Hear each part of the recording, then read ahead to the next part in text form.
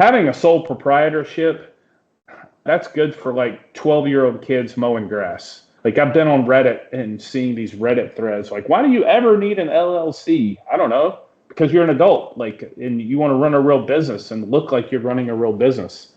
Welcome to Zane Engineers Life. I'm Zane. Today we have a very special, amazing guest. He's from Business Anywhere and Global Wealth Protection. Bobby, if you could just give us a couple sentences about what your two companies do real quick. Sure. Thanks for having me, Zane. We have some info products and we do consulting for asset protection, tax optimization, company structure, privacy planning, that type of thing for entrepreneurs. And very commonly, we deal with a lot of entrepreneurs that are location independent. And we work with clients from all over the world, most nationalities. With Business Anywhere, we are a U.S. company formation service, registered agent service. We do virtual mailbox, remote online notary, opening bank accounts, bookkeeping, accounting, tax filings, all that stuff. We're basically kind of a one-stop shop for anybody needing to start their business. So kind of a startup shop, let's say. All the tools you need to start your business. Outstanding. Awesome. And I know we've known each other for quite a while, so we've been talking about this could be a good thing that could help some of the audience that I've been talking to, which is mostly engineers. So we've got everything from young engineers just starting their career and thinking about potentially either starting or buying a business or taking over one. And then we have a whole host of older engineers that are looking at retiring or potentially selling their company or just figuring out if their current setup is correct for what they're doing. So with that in mind, let's just kind of jump into it. So first kind of question for you, Bobby. So I'm a young engineer. Maybe I've just got my professional engineering license and I'm looking at what I think the millions of dollars that my employer's making. And I'm thinking about either starting or taking over a business. Many people will tell you, hey, start your own thing, hang your own shingle, begin your own business. And then there's people like me that are like, that's crazy. Don't do that at all. Partner up with someone or take over an existing business. What are your thoughts on those two paths? I think if I were, let's say, a 22-year-old engineer fresh out of uni, I would probably want to go work for a successful firm for a while, at least to get my feet wet, to get to understand the business a bit better and what it means to actually run a business. And I would just hustle as an employee in that new business. I mean, my professional journey has been quite a bit different, not from the engineering perspective. I've always been an entrepreneur. So my gut instinct is, hey, go for it. Start the business right from the beginning. But that's probably not the right move for an engineer. I think you need to get some experience in a professional setting first, because if you just, as you say, if you just put your own shingle out when you're 22 years old as an engineer with a fresh degree from, I don't know, Georgia Tech or NC State or something like that, you might get some jobs, but I would imagine you're going to be building like tree houses in people's backyards and stuff like that. Nobody's going to give you nobody's going to give you a big project where you're going to get like a more deep understanding of the engineering world. So that would be my take on it if you're fresh out trying to get started as an engineer. But I definitely support the entrepreneurial route at some point when you feel comfortable and you feel like you can start bringing in your own clients. Well, let's talk about that for a minute. So in the engineering trade, normally you get your degree and then you go out and you work in the world for 4 or 5 years, and then you've got some really hard exams and a lot of things to get your professional engineering license. So by the time you've got your stamp and can actually offer services to the public, you've got 4 or 5 years of experience, and you're at that spot where, okay, do I start my own thing or do I look for a partner or a potential existing business to take over and buy? So let's go down the path for a minute. If I was to start my own thing, so I'm an engineer, I've got my license, I've got some ability, I can start doing jobs for people. What are some of the first 3 or 4 steps to starting my own entity and my own business? For starting your entity, of course, you need to register a company to begin with. In most cases, I would probably register as an LLC unless you had some, I don't know, if you had some big plan, or you're bringing on VC investors, or you're planning to take a company public or something like that. If that were the scenario, I would register a corporation. But for 98% of engineers out there, an LLC makes the most sense to get your business started.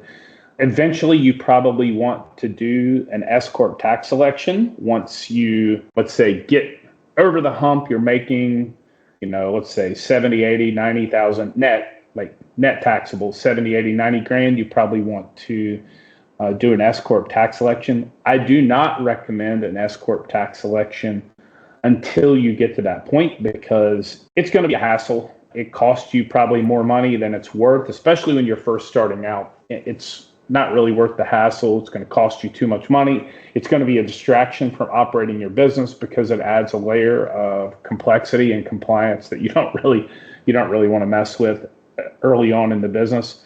And the tax savings are pretty nominal until you get to a certain threshold.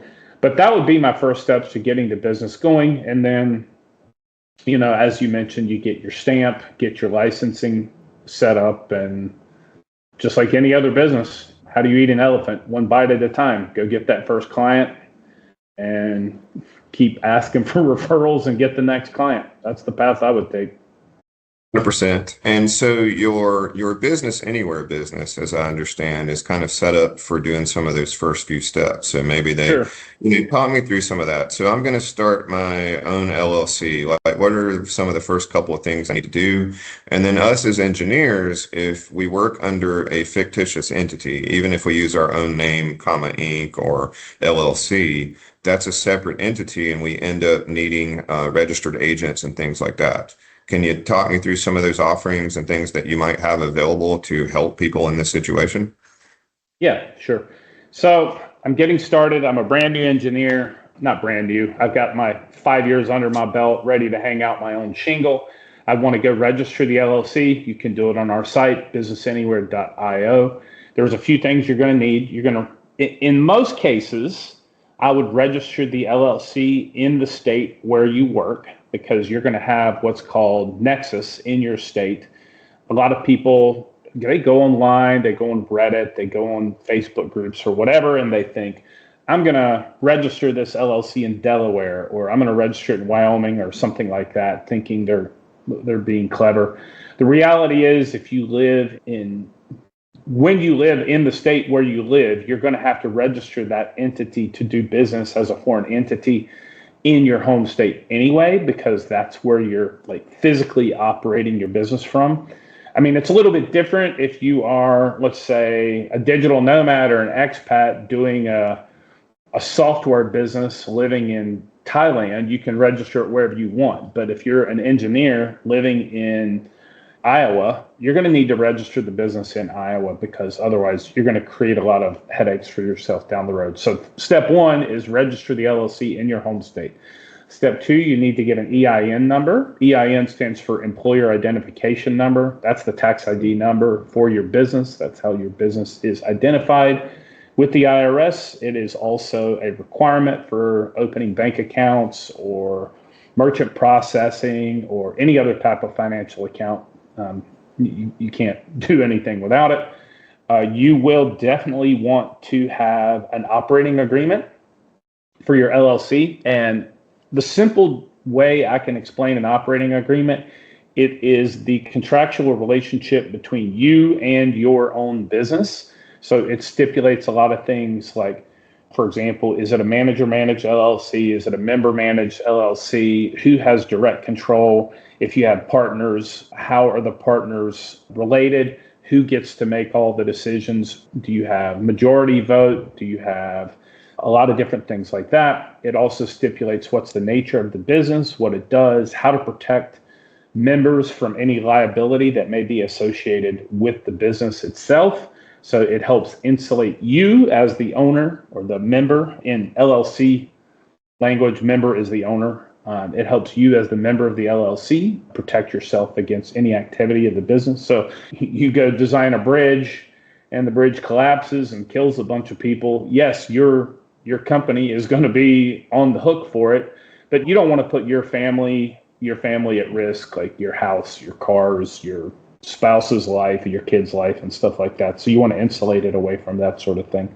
You laugh, but yeah, that's an extreme example. But engineering is not exactly what I would call a low risk activity. I mean, you can, especially industrial engineering or mechanical engineering, you're building stuff that, potentially could hurt people if you don't do it exactly right. And I'm 100% sure that if you built a bridge and it was due to faulty engineering, somebody down the line is going to be on the hook for that. Sure, and that's some of the big things that we have to think about as engineers, because a lot of people are like, well, I don't, if I'm at risk anyway, why not just be a sole proprietor, and then I don't have to do all this paperwork and all this extra stuff and all these kind of things. Maybe you can just kind of talk about that for just a second, Bobby. Sole proprietor versus corp. What are some of the advantages, disadvantages? And then I'm going to have liability anyway. Does that corporation actually gives me a second layer of protection? Like, what are some of the things that could help me out there? Well, definitely the LLC gives you a layer of protection. I mean, LLC stands for limited liability company. It as the owner or member of the LLC, it limits your liability in that company to the amount of money or assets you have invested in that company. So, of course, if you've got $1 million sitting in your bank account of the LLC, that LLC bank account is at risk, but it prohibits any future potential claimants to look through that entity and look at your personal assets, like your home or your 401k or your IRA or your whatever, your beach house, your cars, stuff like that. Now, to your point, as an engineer, you as an individual are kind of the one on the hook. You're the one with the license, right? You're the one with the stamp. As a human being, you stamp that document. So there is some personal liability there. But if you're billing through the company itself, the company is the one that provided the service. And if there was a problem, then they're going to sue the company first and foremost. If there's individual negligence, like if they can prove negligence on your part, I don't know, what's a silly example? Like they could prove somehow you are an alcoholic or something like that, and you're drinking at work while you're designing bridges, then yeah, of course, you're going to be able to have personal liability associated with that because that's personal negligence while you were doing your job. But if everything looks like it was done correctly and the company billed, it should protect you from any personal liability there. But then the next step, I mean, yes, of course, you want to have the entity in place. I mean, having a sole proprietorship, that's good for like 12-year-old kids mowing grass. You're an adult. If you're going to run a real business, that's insane for you to run a business as a sole proprietor. Just from the sake of perception, if I send an invoice to, let's say, Coca-Cola Bottling Company in Atlanta, and I send it from Bobby Casey, engineer, it looks weird. It doesn't look like I'm a real person. I mean, it looks like I'm a real person. It doesn't look like I'm a real business. Like, it looks silly. If I send it from Casey Engineering, LLC, it has more of a real perception, like just from the perception standpoint. Number two, liability, the protection, keeping yourself insulated from some of that personal liability, but also liability insurance. You want to have that liability insurance through your company to protect you. I mean, that would be, especially in the engineering field, that'd be crazy to not have liability insurance protecting you against potential risk there. So that would be probably my next step in the company structure phase. Get the LLC, get the EIN, the operating agreement, go open your bank account, get a bookkeeper, and call your insurance agent. Get at least like a basic general liability policy. But just keep in mind, and I have a feeling maybe the thing you're going to ask, or maybe the thing some of the listeners might ask is, why don't I just have insurance and be a sole proprietor and save myself all the hassle? You've got to understand insurance. An insurance adjuster's entire job is to not pay out a claim. If you ever read an insurance contract, it's 75,000 pages of fine print that you can't even read without reading glasses like Zane's got on. And nobody ever reads all 75,000 pages of the fine print. And there's always things in there trying to find loopholes to not pay out on your claim. That's their entire job. So let's put it like this. The LLC is kind of like your first layer of insurance, and your general liability policy is your second layer of insurance. You need both, but just one is not gonna do it. And for our profession, there's a third, which is professional liability. And Yeah. before everybody's eyes kind of glaze over here, just from my own experience, all of this sounds extremely difficult and complicated. And oh my God, accountants and books and liability and insurance and all these kind of things. It's not. It's pretty simple. There's not a lot to it. If any of you guys are in this spot, reach out to me. I can help get you connected. Just to kind Good of, point. ease everybody's mind, Bobby. If I wanted to get on your site, set up my LLC, get my EIN, and go get a bank account, what am I talking? 3, 4 days, a week, maybe? If you go to our website, businessanywhere.io, and you start the process to register your Iowa LLC, we have like onboarding videos for every step of the way. If you watch every single one of those videos through the onboarding process to register your company, it might take you 20 minutes to get it done.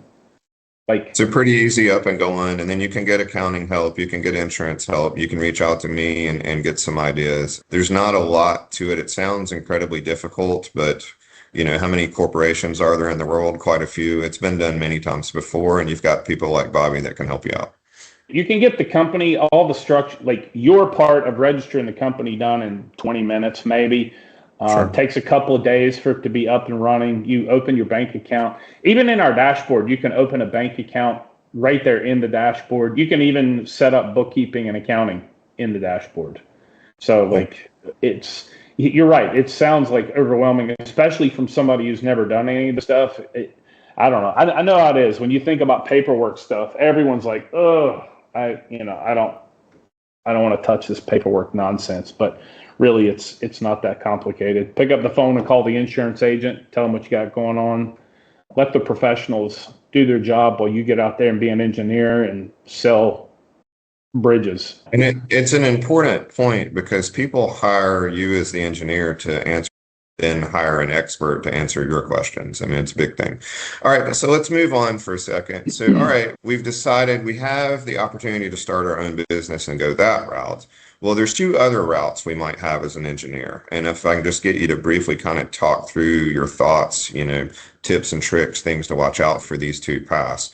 So I could go to my current employer and maybe their leadership or ownership is older and looking to potentially retire and move out. And I could talk to them about becoming a part of their firm or their partnership or however they're set up. And then I could also look to potentially acquire or take over the company. And in that case, am I taking over and buying that company, Bobby, or am I doing like an asset purchase and starting a new company? So if you could just talk through those two things, ideas for partnerships of an existing company, and then ideas for acquiring and starting or taking over an existing business to become your own. Well, definitely, so let's say you graduate at 22, you got about 5 years under your belt, you got your stamp, you got your license, you're all set. So you're 20, let's say 27 to 30 years old at this point. I definitely think sliding as a partner in your current job, or maybe another one, like you're shopping around your job or something, but becoming a partner in a firm, if obviously if it's a good fit, you enjoy the culture of the business, you enjoy the people you work with, that kind of thing. But I think becoming a partner is a really good option for engineers. You kind of spread the risk out across the other partners. So that's definitely a good option. And I really like the idea of buying an existing firm because engineering is kind of, let's say, an old world kind of business, an old school kind of business. And there are a lot of aging engineers that are in their 60s and 70s ready to retire, and they got kids and grandkids that don't want anything to do with the career they built. They don't have anybody to hand it to. And they've been engineers running a business, not necessarily a business owner working as an engineer, which is a very big distinction, right? And so you get an engineer who runs a business. That means he might be an engineer for 45 years, but that doesn't mean he's a sophisticated business person, and he has, he's 65 years old, and his option is close it or sell it. And that's about it. And if you could slide in, become a partner, do an earn out to work out how to take over his book of clients, I think that would be a great option if the financing works out. Obviously, some owner financing would be the ideal situation there, where you pay an earn out based on profits going forward. You could do, I guess, an SBA 7A loan to come up with some of the upfront money if they want some cash up front.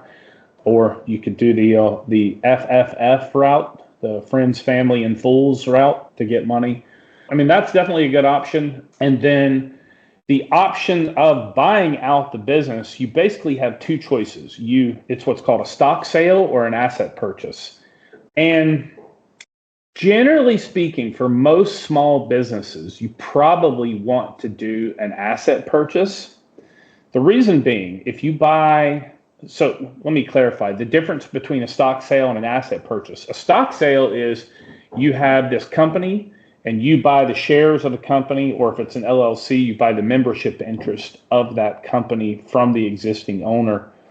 But when you do that, you take over the history of that company, you take over the liabilities of that company, and potentially there could be some liabilities you don't know about. You have no idea. If that company's been in business for 30 years, you have no idea. There could be some lien that's been sitting dormant for 15 years, and all of a sudden you buy the company and take over. Somebody finds out about it and like, hey, maybe the new guys got the money to finally pay off this old loan. So you take on some potential risk there. You can do all the due diligence in the world, but you always have the risk that you're going to find some old liabilities associated with that business. And in the insurance world, in the engineering world, there could be a liability, with, back to the bridge example, you built a bridge 10 years ago and now this bridge collapses, but you're now the owner of the legal firm that designed and engineered that bridge 10 years ago. So you could be on the hook from a liability perspective. Sure, there's going to be some insurance in place there, but if the bridge kills 12 people, your liability insurance probably isn't going to cover that. Like I had a family situation like that happened when I was a kid. I mean, I was not personally involved, but my dad owned a construction company and they had a guy, like a roofing subcontractor. My dad was a GC. They had a subcontractor and the roof collapsed of the building, and one of the employees of the roofing contractor got killed. And what happened was in North Carolina, I'm originally from North Carolina. In North Carolina, you only had to have workers' compensation insurance if you had more than 2 employees, so 3 or more employees, not including yourself as the owner. And this sub had exactly 2 employees plus himself, so he didn't have workers' comp. So the liability falls on the GC. When the roof collapsed, the roofing contractor, he just kind of vanished. And now the guy that died, his family sued. Well, it turned out his family, or that guy, had a newborn infant, and his wife was a stay-at-home mom. And my dad's company ended up getting hit for a huge liability risk. And they ended up having not only to pay out a lump sum, but they had to pay that guy's salary for 18 years with cost of living increases because the kid was a newborn, had to pay the salary for 18 years and pay for the kid's college. And so, like, liability insurance covers some stuff, but it doesn't cover everything, not all Before Bobby completely scares everybody out of engineering, there are tail-out policies that you can set up for existing owners.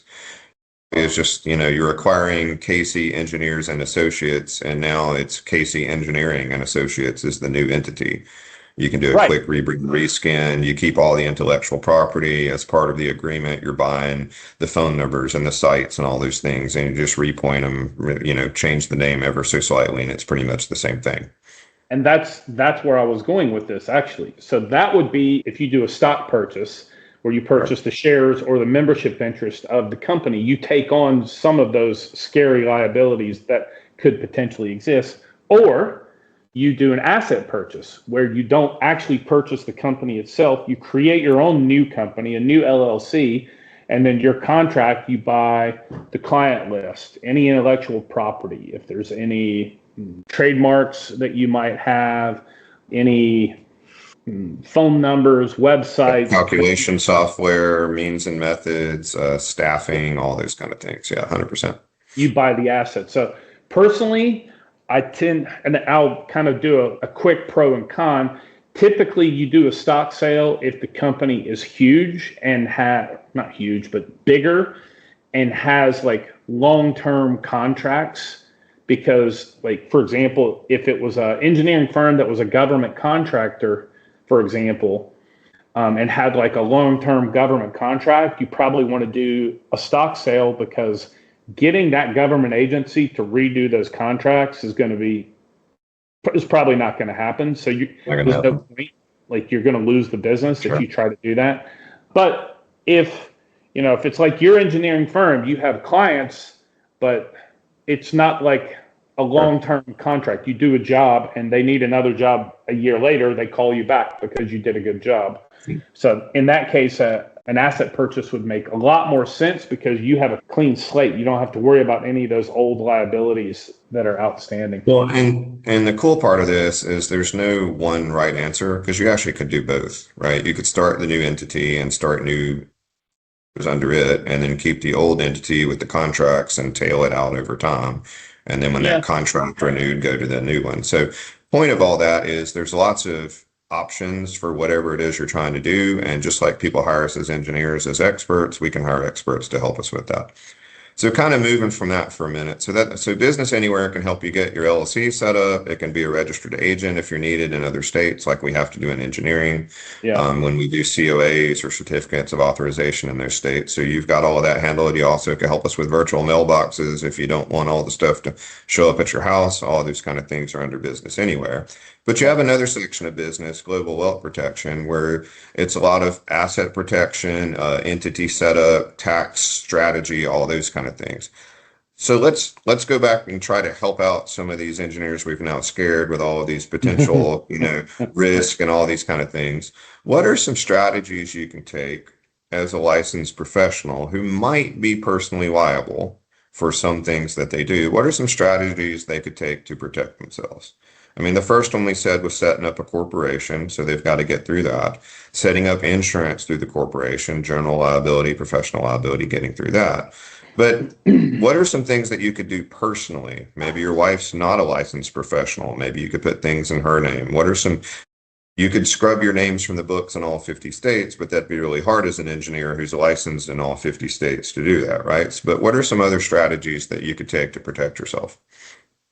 So this is an asset protection topic, and I look at asset protection as kind of like, if you think about a medieval castle, you see in the movies or whatever, you have the medieval castle, and what do they all have around it? A moat, right? They all have this moat around it. They have a drawbridge. They have a huge wall. They have an internal wall. Then they have a big tower. So asset protection is kind of like that. It's building layers to protect your assets that sit in the middle.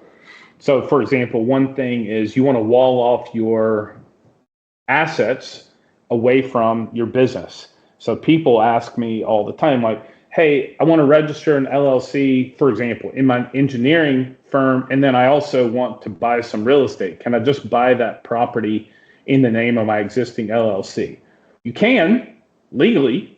There's nothing prohibiting you from doing that. That would be a ridiculously dumb idea to do that. But can you? Sure. So you want to wall off your assets away from your operating activity. Like, even, for example, like some people say, I just want to buy a bunch of stocks and bonds and create, like an investment portfolio. Can I just do it in my company name since that's where my cash sits?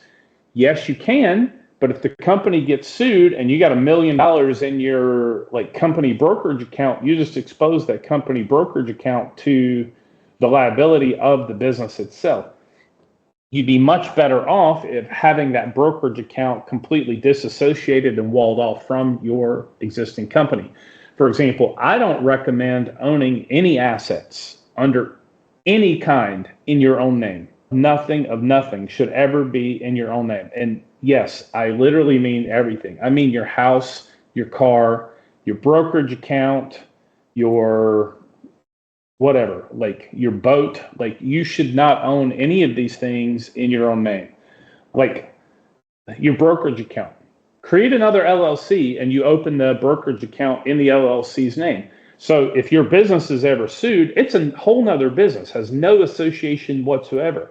And then even if you as an individual get sued, like the silly example I always give is you have a Super Bowl party at your house and your buddy drives home from your house drunk because he drank too much beer at your house, and then he gets in a car wreck and kills somebody on the way home. Well, they're going to sue him, obviously, but they're going to sue you too because you're the one whose house he was at when he drank too much beer. So they're going to sue you, and then they're going to look at everything you own. So kind of the moat around, like in that medieval castle example, the moat is not having anything in your own name, because if you get sued, the first thing that claimant's attorney is going to do is a record search of you to see what assets you have accessible to them to go after. And if you don't own anything in your own name, nothing is like, those things aren't going to be public record. So they're not going to be able to see. So if you had, let's say, a Wyoming LLC that owned your Schwab brokerage account, it's not going to be publicly visible because a Wyoming LLC, we don't have to record members or managers' names associated with the entity. So there's no way that claimant's attorney is going to be able to do a record search and see that you own that or connect you with that Schwab brokerage account.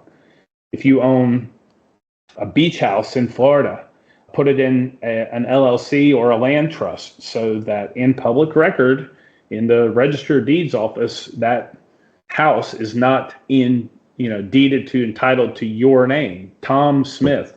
So that's kind of first line of defense, is just don't have anything in your own name. Second is the legal structure itself.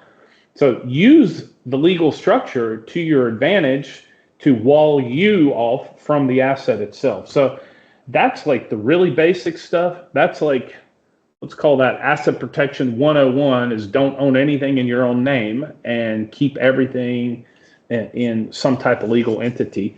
There's a lot of more complex strategies available, like there's having assets owned by irrevocable trust. We can do that domestically with an irrevocable trust.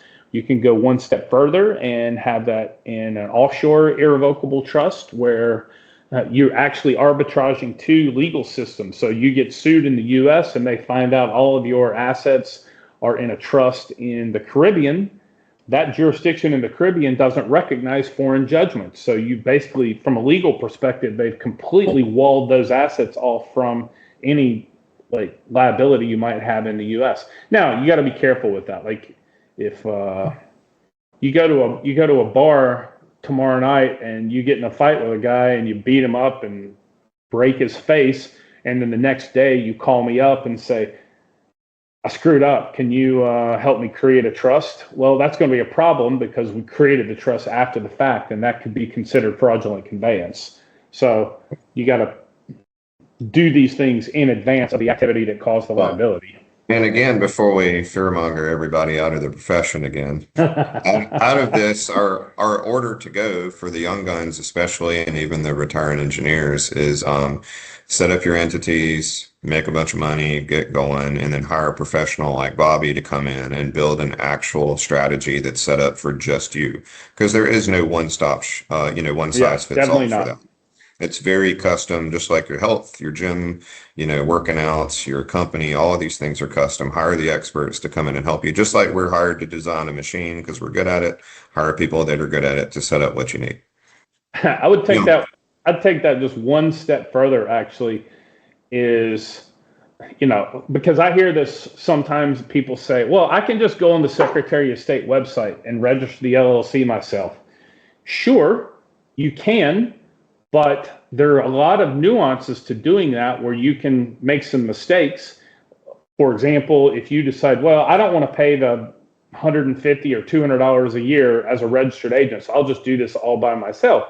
Well, what you've done is you've just exposed yourself and your home address in public record for everyone to see. And you have zero privacy there. And what will happen is if you end up getting sued, they find the LLC where you are shielding assets. Well, they're going to find it anyway, and then they're just going to name you personally in the lawsuit to go after those assets. So I know how to change the oil in my car, but I don't do it because I've got better things to do with my time than crawl underneath my car and change the oil. Yeah, can I do it? But I'd much rather hire a professional so that I can do the things that I'm good at and be more productive. And they're probably less likely to strip out the threads and mess up the old pin, all these kind of things. Okay, well, that's a good segue into this next little part. So, okay, I have either started my own company, I've become a partner, or maybe I took one over.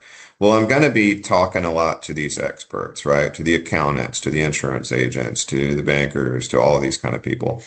Can you talk me through some of the cautions or some of the mistakes you see most often made, or things where the accountant is trying to put you in a box that's similar to their other customers, but they don't do anything? Like, what are some cautions, things to look out for, just little notes that we as engineers can take a quick look at in dealing with your accountants, your insurance agents, and things, and what's best for your company and maybe your personal tax strategy?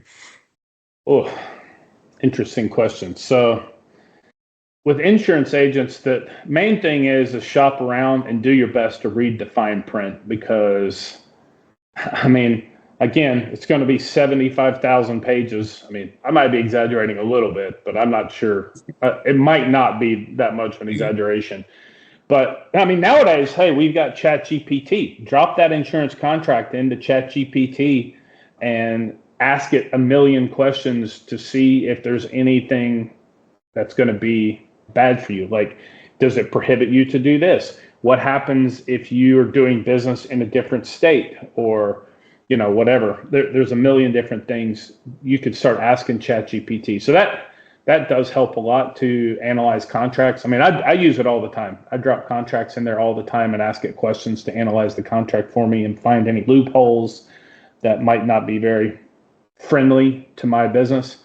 So I would talk to multiple insurance agents, and especially when you're starting out, like the tendency is when you're starting out is I'm going to go talk to this insurance agent because my dad or my uncle or my cousin or somebody knows that guy, that girl that works at. Will they insure my uncle's car or my Yeah. grandpa's house? Yeah.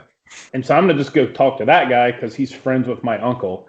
Sure, talk to him, but talk to 10 other ones also. And if for no other reason, even if you use the first one, you're going to learn something along the way when you talk to these other insurance agents, and you're going to build a list of questions to help you understand your own policy better.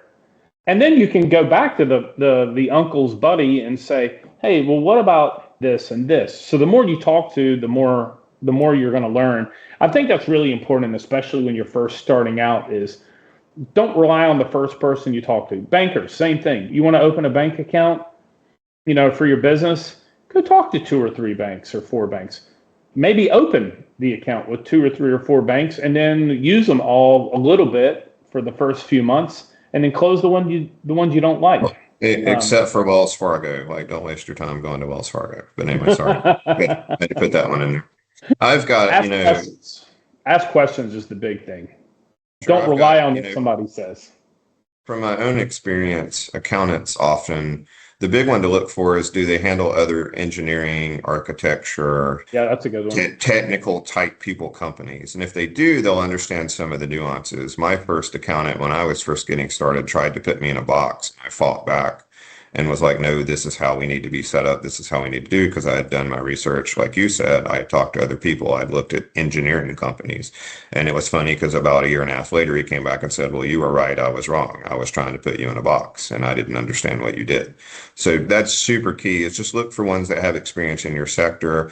Ask lots of questions. Like you said, Bobby, ChatGPT is a great resource for helping you answer some of the questions and build out kind of a prompt for your own business.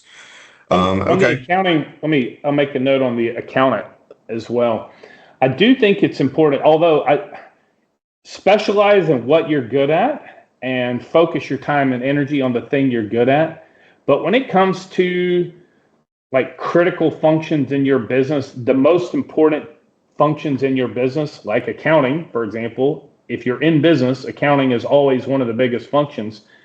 You, as the business owner, even if you're not an accountant, you're an engineer, you're not an accountant, you don't think like that, you do still need to have a minimum basic level of understanding of accounting specifically for your business, because ultimately it's your responsibility.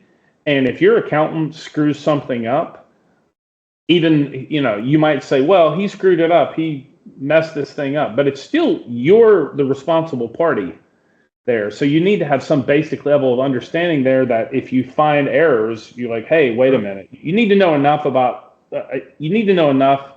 to find errors. You know what I mean? Sure. And that goes across any part of your business that is a critical function of your business. If running Facebook ads is a very critical key part of how you generate leads for your business, you don't need to be the person running Facebook ads, but you need to understand what a good ad setup is and what a bad ad setup looks like, so you can understand when things are not going right and when they are going correct. Yeah, one of the things I did in the beginning, just on the accounting side, so I had a little extra, didn't have a ton of business yet because I hadn't been around very long. So I took some extra time and I did my own books, own taxes for the company and myself. And then I turned everything into my accountants to see what they came up with. And it was cool because then I saw that, oh crap, they just saved me $10,000. They're Right. worth, yeah, that's where they're earning their money, right? So it's one of those Right. things you can kind of check them, and you do need to know enough to understand when they're either joshing you or maybe sometimes just blatantly wrong. You need a basic understanding of what's going on. Okay, and one other thing I wanted to say there as well, risk assessment is a big thing. It's one of the things that we now offer through the business services in our company. If you're in a spot and you're not sure, hire someone that's a specialist in risk assessment. They'll look at your layers of insurance policies and read through those 75,000 pages for you and look for your exposure and gaps and those kind of things. So again, just like we get hired to design a structure, hire someone to help you build out a strategy for your business. Okay, let's close with a couple of things here, Bobby. So Sure. we're going to kind of give a little, I'll call it just quick checklist or quick things to think about. So we are an existing owner of an engineering company. We've been around for a while. We're an older engineer. We're thinking about retiring. Maybe there's a couple of young guns in the company that we might want to talk about taking the business on, or we might want to sell it. Continuation of the business, right, in some form as it continues forward, and maybe we get an earn out or sell out.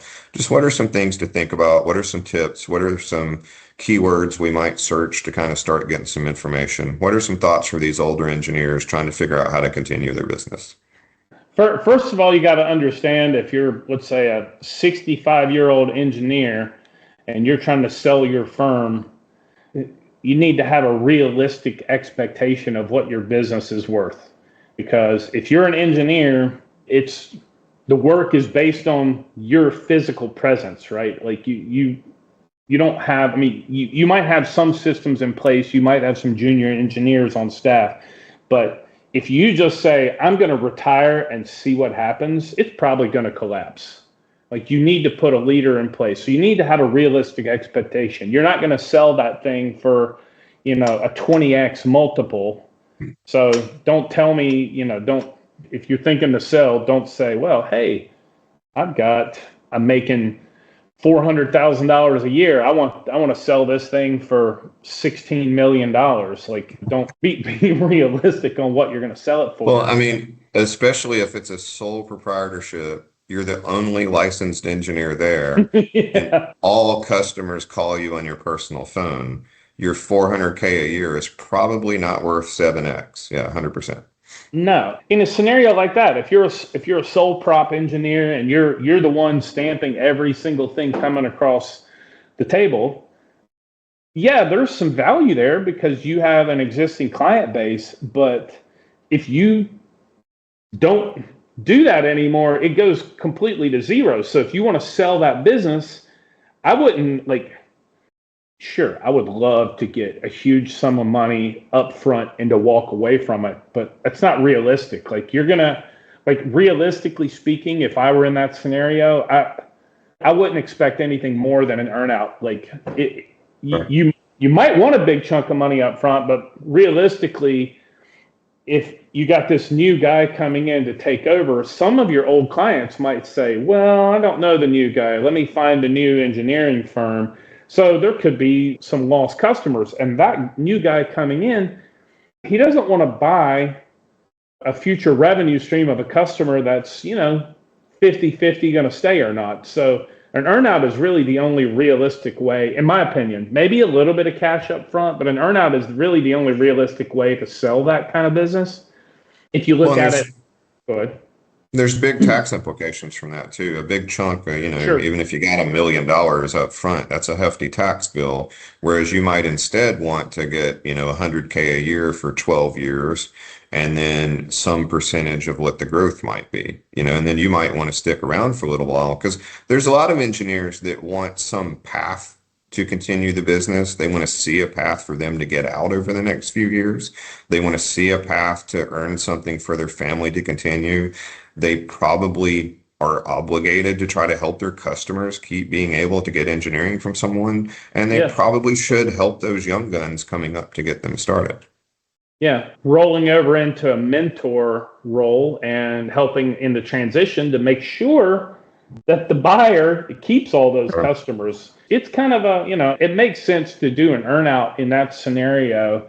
And also, it would be nice to have the ongoing cash flow for the next 5 years or 8 years or whatever you can negotiate out. Now, if you were an engineering firm, 65-year-old engineer, and you've got 7 junior engineers that are doing the vast majority of the work, and you're just kind of overseeing and running in a managerial role, now you got something different.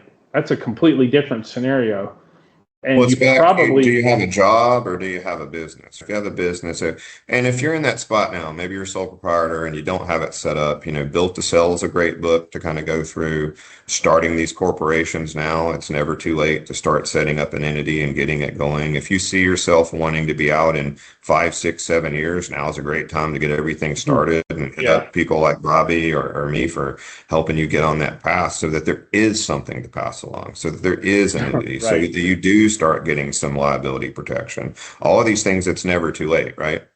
I didn't even think about that, but yeah, if I were the buyer of an engineering firm and it was a sole proprietorship, that multiple just went like just from a perception standpoint, what am I buying? Literally all I'm buying is your file folder of customers. Your phone number, maybe, and your website, maybe. Yeah, exactly. And hopefully they call me after you retire. Like that, you're buying a dream, basically. So well, and the other part of it that I think a lot miss is the books are so simple to do. And it would be nice for you to even know if you're making money. There's a lot of small businesses that don't account for their own salary and they just take from the profits because they don't want to pay taxes. But then there's really nothing to sell, right? So in those cases, carrying back some sweat equity costs and things like that in your books help people see what's really going on and maybe set it up for sale. Okay, with that out of the way, let's come back to the young guns. So we're back, we're 27 to 32, we got our stamp, we're trying to figure out what we're doing here. We're getting started or we're buying a business or something. Just give me the quick little checklist kind of summary of a few things to think about in those spots. So I'm probably going to go a little bit off the rail here, but I would rewind a little bit back for an 18-year-old who knows he wants to go to engineering school, and I would start building credit.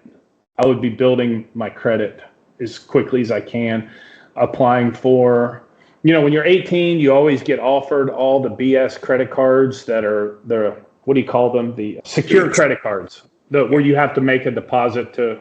So you make $1,000 deposit and you have $1,000 credit line. With the crappy ones you get when you're 18, I would immediately start applying for credit cards, get 3 or 4 or 5 credit cards, roll them over to unsecured credit cards as quickly as possible, and keep increasing your credit limit. Because if you want to buy a business when you're 27, 28, 30 years old, you have no business experience. So any lender is going to be looking at your personal credit history first and foremost. And the older your credit history is, the better it's going to be. If you think, I don't need a credit card because I don't want to have credit, great. Don't use credit. Just buy your gas every week on your credit card and set it to auto pay the balance every week. That's great.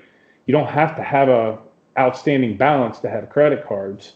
But I would get that credit score up 750 or higher by the time you're ready to buy a business, because you get a 750 credit score or higher, SBA or any bank or any lender is going to look at you much, much more favorably. So you got to start that process as early as you start to think, hey, I really want to have my own business.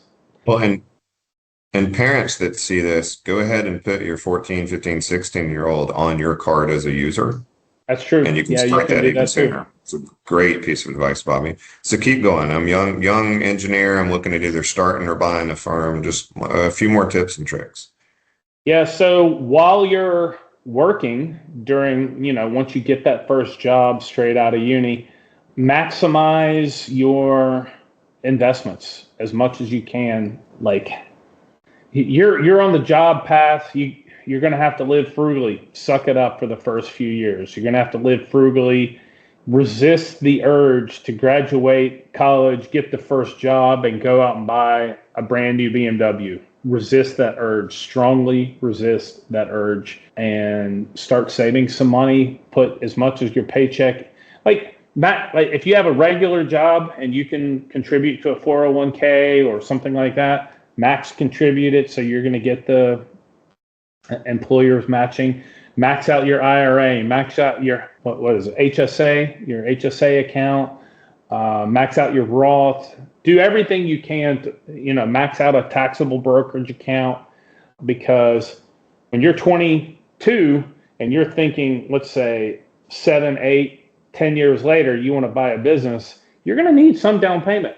And either that comes out of your bank account, or it comes from the 3Fs, friends, family, and fools. So one way or another, you got to come up with some down payment, because even an SBA 7A loan, you're going to have to put at least 10% down. You're looking at a business. If you're buying a business, it's, let's say, $1 million. That's $100K out of your pocket. Where's that money going to come from? So start saving as soon as you possibly can. I mean, that's not even business advice. That's just like General life financial advice. All of these things give you options down the road, right? You might not even need them, but having them, making them available, and then just showing that right? If you're looking at a partnership, they're going to pull your credit too. They're going to want to know who they're getting in bed with, right? So they want to see that you can, you're not blowing every dime you have. You don't have $100,000 in credit card bills, all those kind of things. Maybe you got student loans. Everybody's got that, right? That's just a part of getting through school in some cases. But, as Bobby was saying, live within your means, stack some cash. For me, the advice I give is pay yourself first. Make sure that you are the first person that gets paid out of your paycheck. You're not, because Uncle Sam's taking their tax money first. But if you can pay yourself next, second. Pay yourself second, and then don't touch the money. It's for investing, it's for business, it's for building things into the future.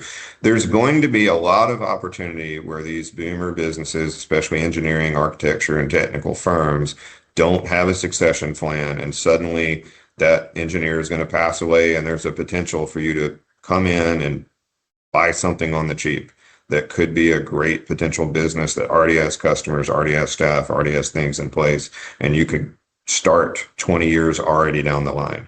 Because the hard part is getting those first few customers and getting started. The other advice I would probably recommend would be education, the real education, not the nonsense education you get in university. Read a bunch of books. Like if you want to go down that entrepreneurial path, read a bunch of like business related books. I'm sure Zane probably has a list of business books he can drop on you somewhere. I could probably pull up my Amazon account or my Kindle account and give you a list of books as well. But read a bunch of business books.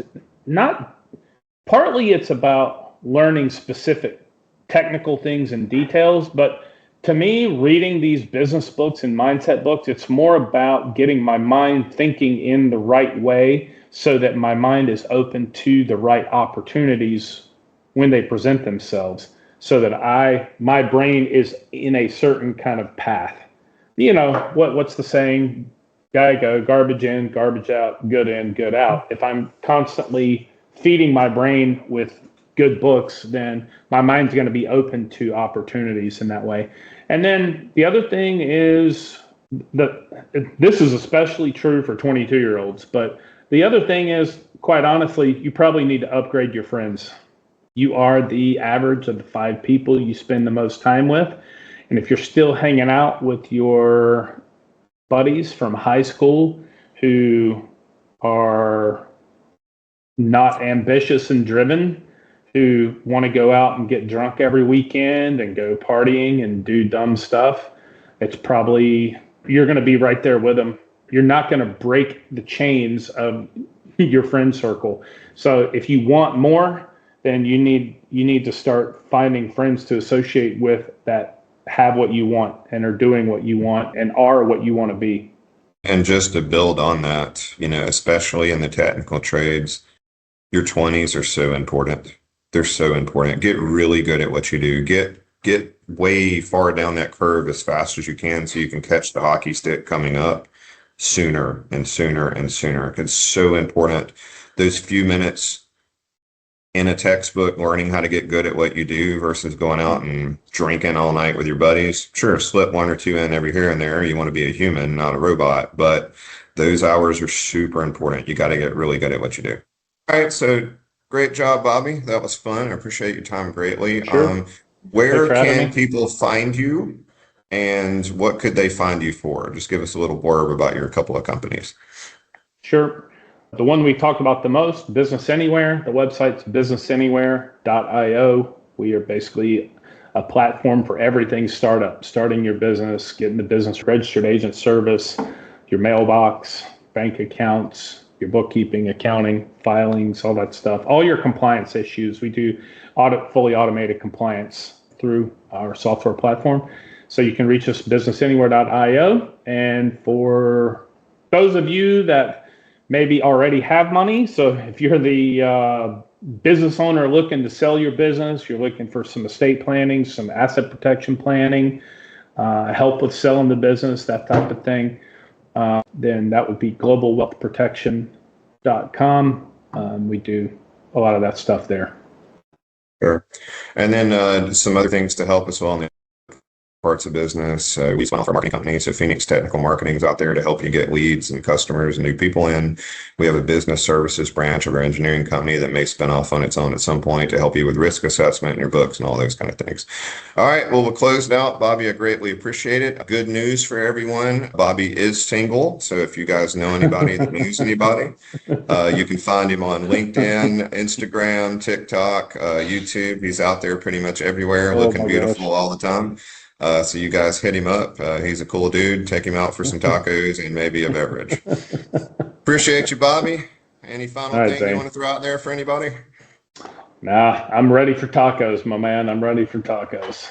All right, I'll see you in a minute. Appreciate you greatly. You absolutely crushed it. All right, see you, Zane.